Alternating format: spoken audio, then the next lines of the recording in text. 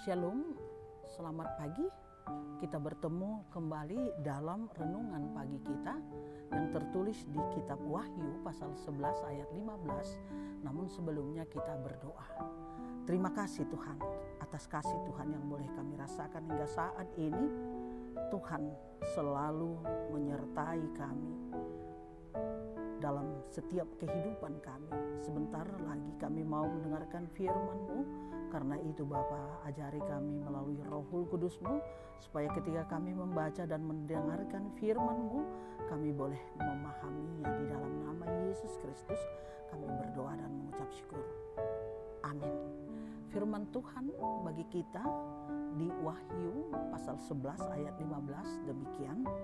Lalu malaikat yang ketujuh meniup sangkakalanya, dan terdengarlah suara-suara nyaring di dalam surga. Katanya, pemerintahan atas dunia dipegang oleh Tuhan kita dan Dia yang diurapinya. Dan Ia akan memerintah sebagai Raja sampai selama-lamanya. Demikian firman Tuhan. Saudaraku yang dikasihi oleh Tuhan kita Yesus Kristus, pada saat Tuhan Yesus datang pertama kalinya 2000 tahun yang lalu, Ia lahir di tempat yang hina di kandang domba Betlehem sebagai bayi yang tidak berdaya. Tetapi pada hari kedatangannya yang kedua kalinya kelak, Yesus akan datang sebagai hakim dan raja untuk mengangkat dan menyelamatkan umat yang percaya kepadanya. Yesus akan datang kedua kalinya untuk menghakimi dunia ini, untuk menghukum iblis dan para pengikutnya, menghukum orang-orang yang tidak percaya kepada Yesus. Kalau kita sebagai anak-anak Tuhan menyadari hal ini, maka kita akan hidup dengan rasa takut dan gentar kepada Tuhan. Sebab Yesus bukan saja juru selamat, tetapi Ia juga adalah hakim dan raja. Yesus akan menghakimi segala perbuatan kita.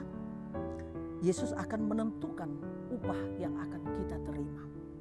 Karena itulah kita harus terus-menerus menjaga hidup kita seturut dengan yang diinginkan oleh Tuhan melalui firman-Nya. Supaya pada saat kedatangan Yesus yang kedua kalinya, kita bisa mempersembahkan hidup yang kudus dan berkenan kepada Tuhan. Kedatangannya yang pertama, Yesus datang sebagai juru selamat. Itu terus-menerus harus kita ingat. Tetapi kedatangannya yang kedua, Yesus datang sebagai hakim dan raja. Berbahagialah kalau kita masih diberi kesempatan untuk hidup dan melakukan kebaikan seturut dengan yang dikehendaki oleh Tuhan Allah kita. Seperti lirik lagu yang kita semua tahu tentang hidup ini adalah kesempatan. Kita diberikan kesempatan untuk menghargai waktu yang Tuhan berikan dalam hidup kita, yaitu adalah untuk melayani Tuhan. Tuhan memberikan kita kesempatan, tetapi ingatlah bahwa setiap kesempatan ada batasnya. Dan kita tidak tahu sampai kapan batas itu. Tidak selamanya kita hidup. Tidak selamanya kita memiliki tubuh yang sehat. Tidak selamanya kita kuat. Dan firman ini mengingatkan kita bahwa pada waktunya kita akan mempertanggungjawabkan semua yang kita perbuat di hadapan Tuhan.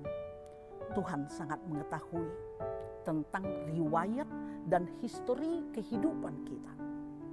Mulai kita dilahirkan hingga kita masuk ke dalam alam kematian. Tidak ada sedikit pun yang hilang dari pengetahuan Tuhan kita. Tuhan tahu apa yang kita perbuat. Tuhan tahu apa yang kita lakukan. Tuhan tahu apa yang kita percakapkan. Tuhan tahu apa yang timbul dalam hati kita. Tuhan tahu apa yang timbul dalam pikiran kita. Dengan keadilan Tuhan, Tuhan akan menyatakan di pengadilannya kelak. Karena itu mari kita mendekatkan diri terus-menerus kepada Tuhan.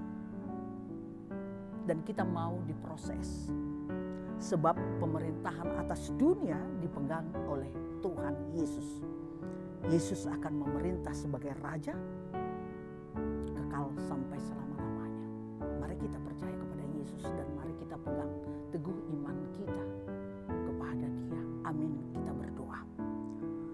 Tuhan, kami percaya ketika Engkau datang yang kedua kalinya, maka Engkau akan memerintah sebagai hakim dan raja. Karena itu Tuhan, kami bersyukur memiliki Tuhan seperti Engkau Yesus. Berkati kami. Amin. Terima kasih sudah mendengarkan firman ini. Terus-meneruslah mau diproses oleh Tuhan dan percaya penuh hanya kepada Yesus Kristus. Tuhan memberkati kita semuanya. Amin. Amin. Amin. Shalom.